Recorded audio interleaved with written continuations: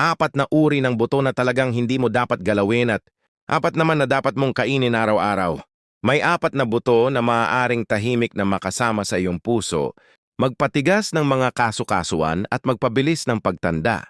At mayroon ding 4 na buto na kayang gawin ng kabaliktaran lalo na kung lampasiksan ka na. Sa loob ng maraming taon, sinabi sa atin na ang mga buto ay laging malusog, natural, mayaman sa fiber at mabuti para sa puso. Pero ang totoo, hindi ganun kasimple ang kwento. At kung ikaw ay nasa edad 60, 70 o higit pa, mas lalo itong mahalaga. Bakit? Dahil may ilang karaniwang buto. Oo, yung mga nasa kusina mo ngayon na ipinakita sa ilang pag-aaral na maaaring magdulot ng tahimik na pamamaga sa katawan. Tahimik nga pero tuloy-tuloy. Ang uri ng pamamaga na dahan-dahang naiipon sa paglipas ng panahon. Ganito yan maaaring humantong sa pananakit ng kasukasuhan, pamamaga, madaling pagkapagod at kahit pagbabago sa mga daluyan ng dugo. At heto ang bahagi na halos walang nakakarinig. Halos 99% ng mga nakatatanda sa Amerika ang walang idea tungkol dito. Walang doktor na nagbanggit, walang label na nagbigay ng babala.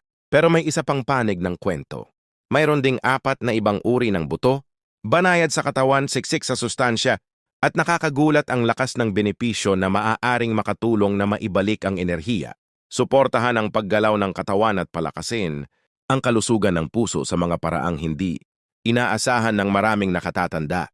Kung minsan ay pakiramdam mo ay mas mabilis kang tumatanda o parang hindi na tumutugon ang katawan mo tulad ng dati, hindi ka nag-iisa. Araw-araw naming naririnig ito mula sa mga nakatatanda na katulad mo. Kaya manatili ka lang sa video na ito dahil ang pag-alam kung aling 4 na buto ang dapat iwasan at kung aling 4 naman ang dapat idagdag sa iyong pagkain ay maaaring gumawa ng malaking pagbabago. At kung may bahagi dito na parang pamilyar sa'yo, huwag mag-atubiling magkomento ng mito. Binabasa ko ang bawat mensahe at sasagot ako ng gabay na masakma para sa'yo ngayon. Simulan na natin sa mga buto na kailangan mong alisin bago pa sila tahimik na makasira sa iyong kalusugan. Una, ang mga buto ng mirasol. Karamihan sa mga tao ay iniisip na walang masama sa sunflower seeds. Mabibili sila sa halos lahat ng grocery store. Madalas na ibinubudbud sa mga salad, inilalagay sa mga healthy snack, bar at madalas pang purihin bilang mahusay na pinagmumula ng bitamina. Ngunit para sa maraming nakatatanda, ang mga buto ng mirasol ay maaaring dahan-dahang maging isang metabolic na problema. Ang maliliit na butong ito ay napakataas sa omega-6 fatty acids. Ang uri ng taba na kabaligtaran ng omega-3 pagdating sa epekto nito sa pamamagan ng katawan. Sa tamang dami, nakakatulong ang omega-6 fats sa normal na paggana ng mga selula. Ang tunay na problema ay ang kawalan ng balanse ayon sa isang pag-aaral noong 2022 na. Inilathala sa Nutrition and Aging, ang ideal na ratio ng omega-6 sa omega-3 ay humigit kumulang paro sa 1. Ngunit ang mga buto ng mirasol ay maaaring magpataas ng raso na iyon hanggang 18 sa o higit pa sa mga nakatatanda na araw-araw itong kinakain bilang merienda. Dahil dito nalilikha ang perpektong kondisyon para sa chronic upang matagal ang pamamaga sa katawan. Sa paglipas ng panahon, ang ganitong uri ng pamamaga ay maaaring magdulot ng masakit na pagsumpong ng pananakit ng kasukasuan, paninigas ng tuhod at maaari pang makadagdag sa panganib ng sakit sa puso dahil pinatitigas nito ang lining ng mga ugat. May isa kaming pasyente si Margaret, isang 72 taong gulang na retiradong librarian na dumating na nagrereklamo ng namamagang mga bukong-bukong at palagiang pagkapagod. Sa kabuuan, mukha naman siyang malusog. Araw-araw siyang naglalakad at madalas magluto sa bahay. Ngunit nang masuri namin ang kanyang pagkain, napansin naming halos araw-araw siyang naglalagay ng sunflower seeds sa kanyang salad, granola at mga merienda. Ang kaniyang CRP levels, isang blood marker na nagpapakita ng pamamaga, sa katawan ay 3 beses na mas mataas kaysa sa inirerekomendang antas. Nang alisin namin ang sunflower seeds sa kanyang pagkain at pinalitan ito ng mas balanseng halo ng chia at flax seeds, kapansin-pansing bumuti ang kanyang pamamaga sa loob lamang ng 7 araw. Sa loob ng 3 linggo, bumalik ang kaniyang enerhiya at ang dati niyang 10 minutong paglalakad ay naging halos 40 minuto na nang hindi siya agad napapagod. Sa kanyang sumunod na blood test, lumabas na bumaba ng 42% ang kanyang inflammatory markers. Kung ikaw ay lampas sikinta na lalo na kung nakakaranas ka ng arthritis, madaling pagkapagod o mataas na kolesterol, maaaring kailangan mong pag-isipang muli ang pagkain ng sunflower seeds. Mas ligtas na alternatibo ang pumpkin seeds na tatalakayin natin mamaya dahil nagbibigay ang mga ito ng zinc at magnesium ng walang sobrang omega-6. Pangalawa, cottonseed oil. Karamihan sa mga tao ay hindi man lang napapansin na kinakain na pala nila ito. Hindi ito tulad ng sunflower o chia na ibinubudbod sa ibabaw ng pagkain. Sa halip, nakatago ito sa loob ng mga processed snacks, baked goods at maging sa ilang healthy na salad dressing. So ay dahil ang cottonseed oil na kinukuha mula sa halamang cotton ay isa sa mga pinakamurang langis na ginagamit sa industriya ng pagkain. Ngunit narito ang nakababahalang bahagi.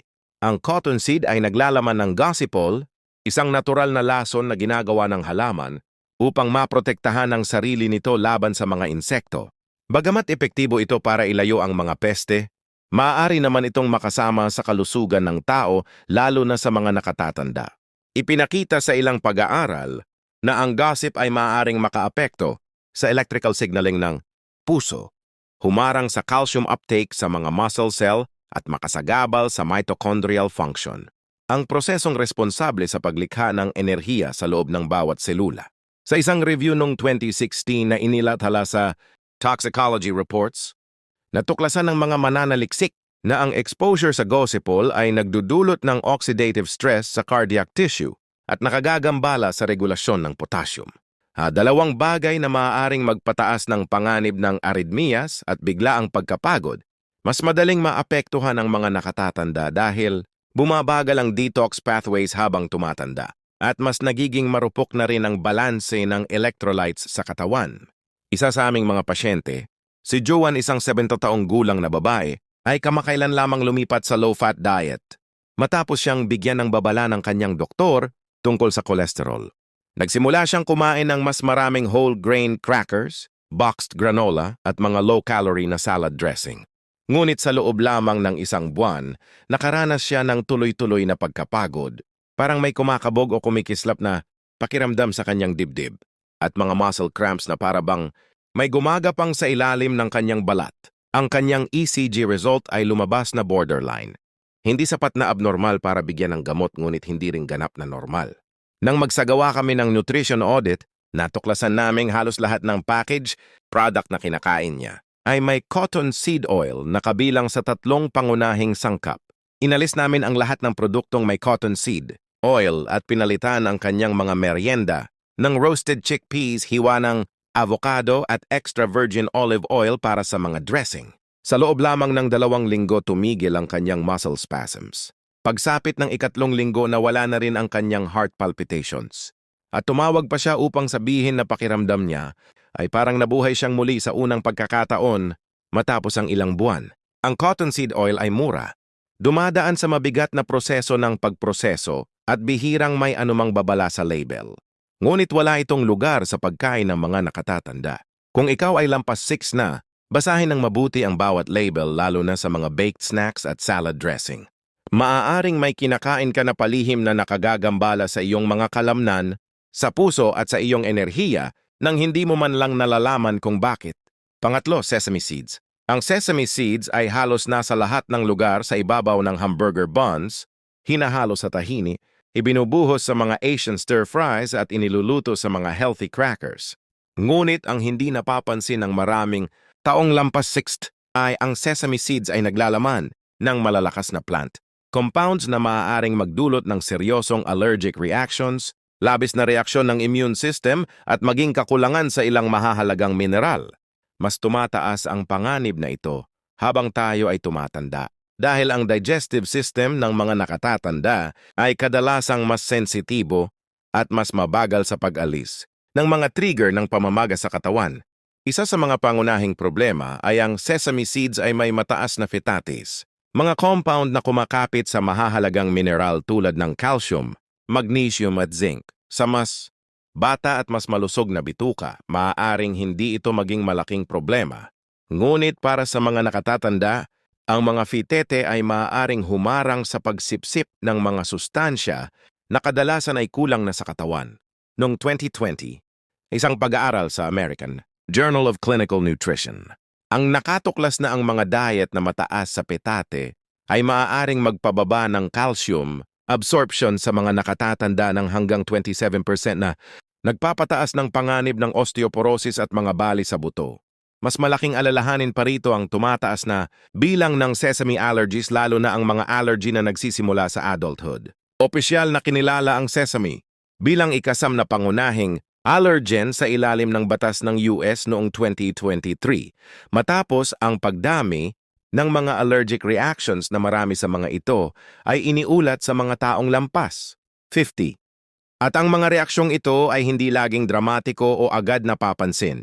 Sa mga nakatatanda, madalas itong lumilitaw bilang tuloy-tuloy na baradong sinus, mga pantal sa balat, sunod-sunod na pagbahing o banayad, ngunit tuloy-tuloy na pagkapagod na, kadalasang hindi na iuugnay sa pagkain.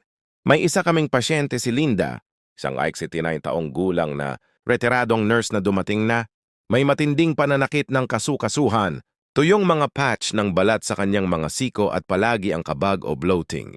Matapos niyang alisin sa kanyang pagkain ang dairy, gluten at red meat nang walang anumang pagbabago, nagsagawa kami ng immune testing at doon, namin natuklasan na mayroon pala siyang sesame sensitivity na matagal nang hindi napapansin. Araw-araw pala siyang kumakain ng humus na gawa sa tahini na mula sa dinurog na sesame. Pinalis namin ang lahat ng sesame sa kanyang pagkain at pinalitan ang kanyang mga healthy fats ng kombinasyon ng avocado at walnuts. Sa loob lamang ng 2 linggo, luminaw ang kanyang balat, kumalma ang kanyang digestion at ang pananakit ng kasukasuhan na 6 na taon niyang tiniis ay halos nawala. Sinabi pa niya na pakiramdam niya ay parang bumata siya ng 15 taon. Kaya kung madalas kang kumakain ng hummus, sesame oil o ng mga uso ngayong super seed crackers, maging maingat, maayos ang pagkakaroon ng variety sa pagkain. Ngunit para sa mga nakatatanda, mas mabuting iwasan ang sobrang dami ng mga buto na maaaring magpababa ng mahahalagang mineral o magpasimula ng mga nakatagong reaksyon ng immune system lalo na kung may mas ligtas na alternatibo na ibabahagi namin mamaya. At ngayon narito ang nakakagulat na bahagi. Ang ika-4 na buto na hindi mo dapat galawin kapag lampas 60 ka na o hindi bababa sa kung mali ang paraan ng pagkain nito ay chia o ang tinatawag na superfood na palaging pinupuri ng mga influencer at maging ng ilang nutrition experts. Ngunit narito ang hindi nila madalas sabihin.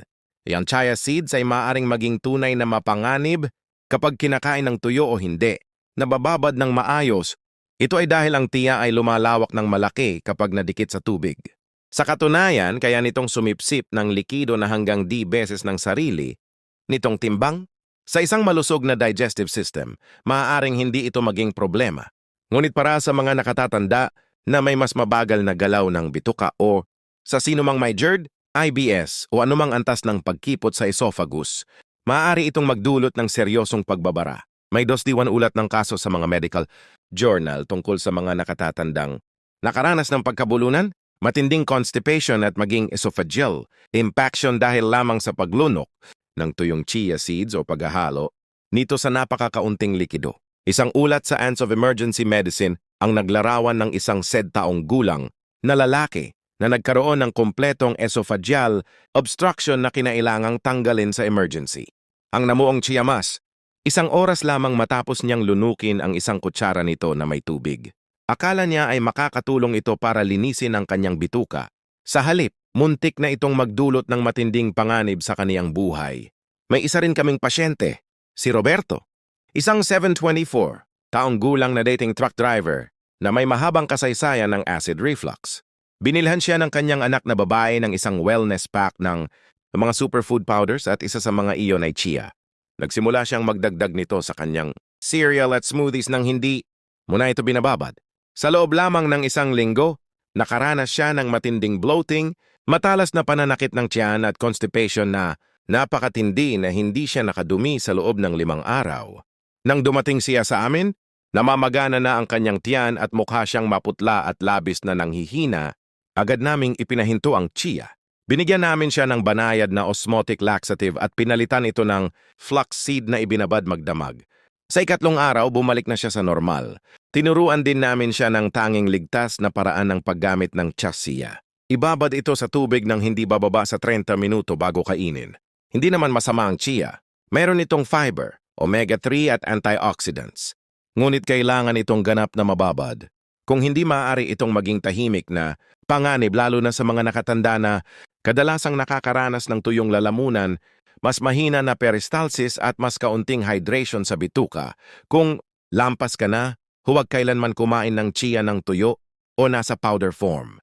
Laging ibabad ito ng mabuti at magsimula lamang sa kalahating kutsarita. Mas ligtas pa nga kung hihintayin mo ang seed. Number 3 sa listahan ng mabubuti dahil mas mahusay pa itong sumusuporta sa digestion ng walang kaparehong panganib.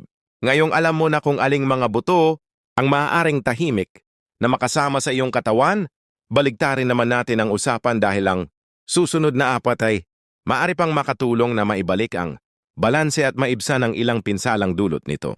Una, black sesame seeds. Maaring ikagulat mo ito lalo na pagkatapos ng mga bagay na kabanggit pa lamang natin. Oo, pinag-uusapan natin muli ang sesame seeds pero ngayon ay hindi ang processed white sesame o ang tahini paste na kadalasang nasa mga ref. Ang tinutukoy natin ngayon ay black sesame seeds. Hindi binalatan at hindi pinoproseso.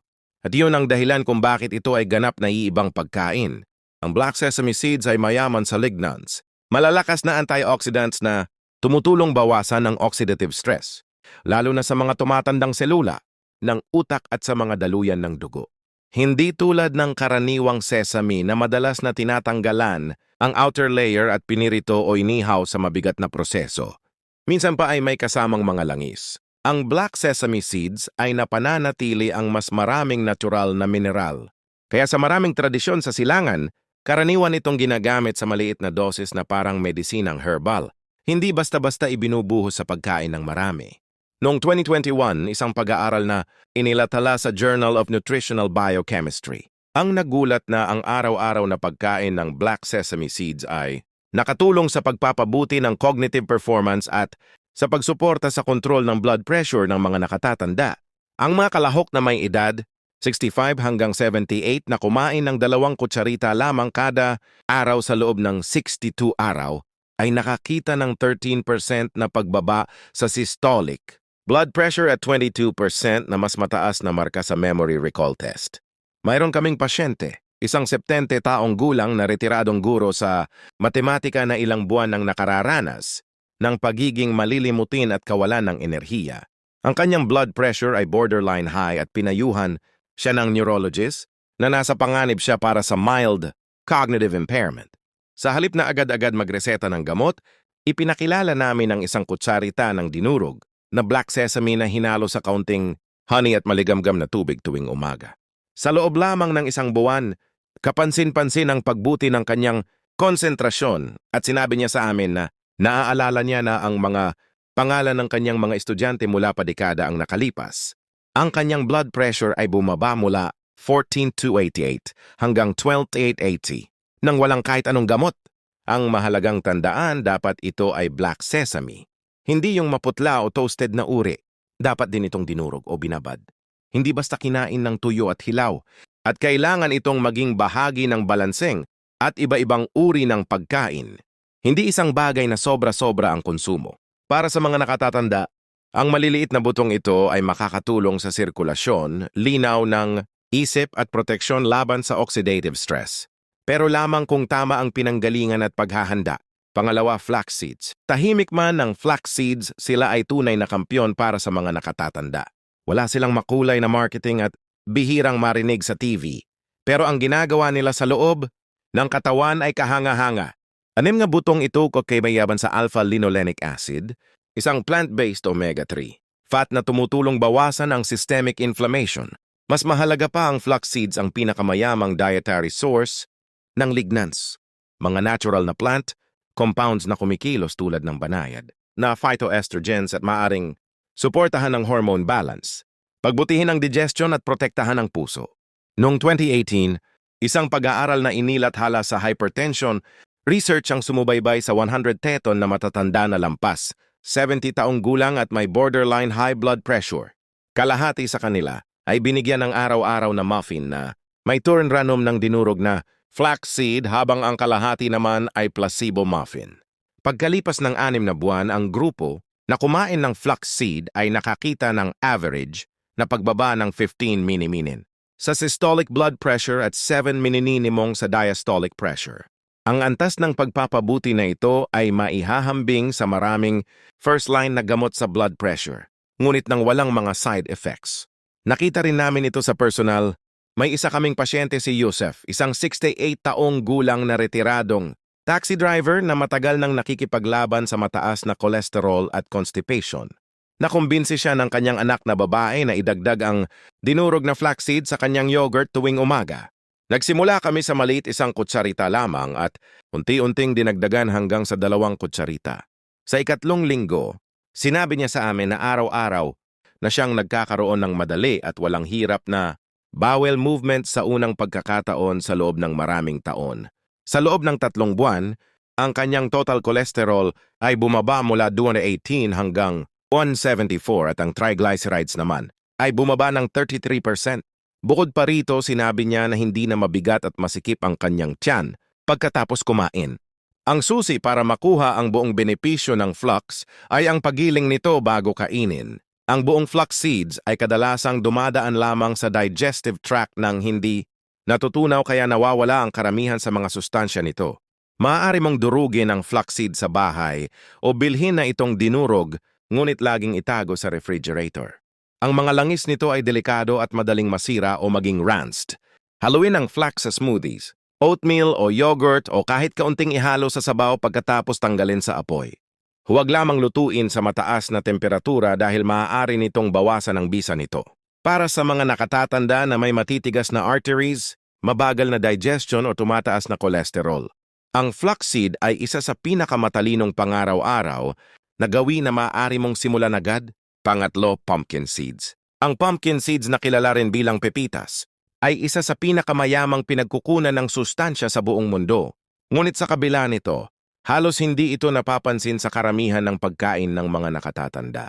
Ang maliliit na berdeng buto na ito ay punong-puno ng zinc, isang mineral na may malaking papel sa immune function, pagaling ng sugat at pag-aayos ng mga kalamnan. Maraming nakatatanda ang kulang sa zinc dahil bumababa ang acid sa tiyan. Habang tumatanda at ang acid sa tiyan ay mahalaga sa pagsipsip ng mga mineral. Yung resulta ay mabagal na paggaling, madalas na impeksyon at panghihina ng mga kalamnan na kadalasang iniisip lamang bilang bahagi ng pagtanda.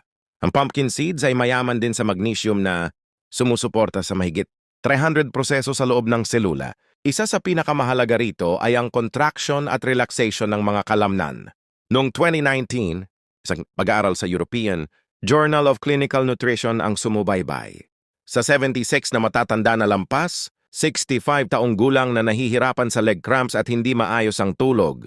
Pagkatapos nilang idagdag ang ground ng pumpkin seeds araw-araw sa loob lamang ng 4 na linggo, 71% ang nag-ulat ng mas maayos na tulog at ang leg cramps ay bumaba ng 48%.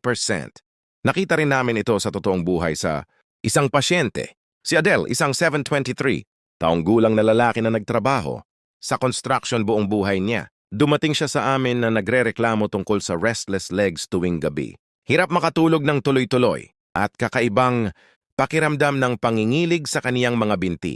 Umiinom siya ng maraming tubig at kumukuha ng calcium supplements ngunit wala talagang nakatulong. Ipinakita ng kanyang love work na mababa ang kanyang magnesium at zinc. Halos kulang na sa tamang antas. Sinimulan naming bigyan siya ng pumpkin sago araw-araw. Bahagyang inihaw, walang asin at dahan-dahang kinakain. Sa loob lamang ng 2 linggo, nawala na ang kaniyang cramps. Pagkalipas ng 1 buwan, nakatulog siya ng tuloy-tuloy sa gabi. Sa unang pagkakataon sa loob ng maraming taon, sinabi pa ng kanyang asawa sabay tawa na siya rin ay nakatulog ng maayos dahil huminto na ang pagtalon ng mga binti ni Adele. Para sa mga nakatatanda na nakararanas ng panghihina ng kalamnan, hindi maayos na tulog o mabagal na paggaling, ang pumpkin seeds ay maaaring maging nawawalang piraso ng solusyon. Isang maliit na dakot lamang kada araw. Walang powders, walang pills. Totoong pagkain lamang ay maaaring gumawa ng kapansin-pansing pagbabago. Pang-4, hempse. Ngayon, para sa ika-4 na buto na dapat kainin araw-araw ng bawat nakatatanda, ito ay hemp seeds. Ang maliliit na butong ito ay mula sa halamang hemp. Ngunit huwag mag-alala, wala itong THC, Ang taglay nila ay isa sa pinakaperpektong balanse ng omega-3 at omega-6 na matatagpuan sa kahit anong whole food. At napakahalaga ng balanse na ito para sa mga nakatatanda lalo na sa sino mang may pinagdaraan na pamamaga, brain fog o panghihina ng kalamnan.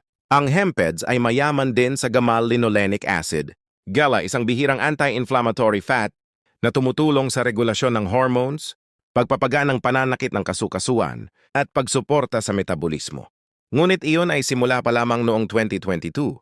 Isang clinical trial na inilathala sa Journal of Clinical Nutrition and Aging ang nagbigay ng 30 gramo ng hempse araw-araw sa mga nakatatanda na may edad, 65 hanggang 79.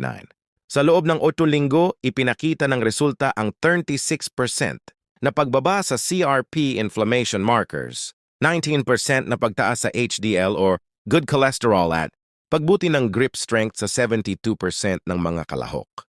Isa sa aming pinaka-inspiradong pasyente ay si Sa, isang 76 taong gulang na babae na umaasa sa tungkod at nahihirapan dahil sa arthritis sa parehong tuhod. Nasubukan na niya ang iba't ibang gamot, cream at joint supplements, ngunit halos walang ginhawa. Matapos naming suriin ang kanyang lab results at makita ang chronic low-grade inflammation, idinagdag namin ang hempeds breakfast routine. 3 kutsara araw-araw, hinalo sa umagang smoothie na may almond milk at dates. Hinihikayat din namin siya na maglakad-lakad ng magaan araw-araw. Sa 2 linggo, humupa na ang kaniyang morning stiffness. Sa 6 na linggo, nakakalakad na siya ng walang tungkod sa karamihan ng mga araw. At pagkalipas ng 2 buwan, ang pamamaga ng kaniyang mga kasukasuhan ay bumaba ng husto. Kaya nakaluhod na siya at nakapaglunsad ng gardening muli. Ang hempeds ay malambot, parang battery at madaling tunawin. Hindi kailangan ng pagbabad o paggiling. Maaari mo itong i-blend sa smoothies, iwisik sa sopas o haluin sa yogurt. Banaya dito sa bituka. Friendly para sa mga senior na may problema sa ngipin at sapat ang lakas upang makatulong bawasan ang chronic inflammation nang walang side effects na kinatatakutan ng marami. Kung lampas 6 ka at nakakaranas ng pagkapagod, pananakit ng kasukasuhan o brain fog, ang simpleng gawin na ito, 3 kutsara araw-araw ay maaaring ibalik ang enerhiya at mobility ng mas mabilis kaysa sa halos anumang nakita namin. Siya narito na ang 4 na pinakadelikadong seeds na dapat iwasan at ang 4 na pinakamainam na seeds na dapat kainin araw-araw. At tandaan, hindi ito tungkol sa takot sa pagkain o sa pag-aalis ng lahat ng seeds sa iyong dieta. Ito ay tungkol sa pagpili ng mga bagay na talagang gumagana para sa iyong katawan ngayon, na mas matanda ka na. Ang mga bagay na epektibo sa edad, 40 ay maaaring makasama sa edad, 70. Ngunit sa tamang nutrient-dense at anti-inflammatory seeds, maaari mong labanan ang pagtanda at mabawi ang iyong kalusugan, tulog at enerhiya. Ngayon gusto naming marinig mula sa iyo. Nasubukan mo na ba ang alinman sa mga butong? Ito rataano ang isa sa mga bagay na pinakahirap para sa iyo? Pananakit ng kasukasuhan, digestion o tulog? Ibahagi ang iyong karanasan sa comments. Binabasa namin ang lahat ng mensahe at gustong-gusto naming marinig ang inyong mga kwento. Maraming salamat sa panonood hanggang sa dulo. Huwag kalimutang i-like ang video na ito, i-share sa sino ang nangangailangan, mag-subscribe sa Senior Milk Coach para sa higit pang science-backed tips upang manatiling malakas at independent pagkatapos ng 60. Tandaan, ang pagtanda ay hindi kailangang mga ahulugan ng panghihina. Sa tamang pangaraw-araw na gawi, maaari kang magising tuwing umaga na mas malakas.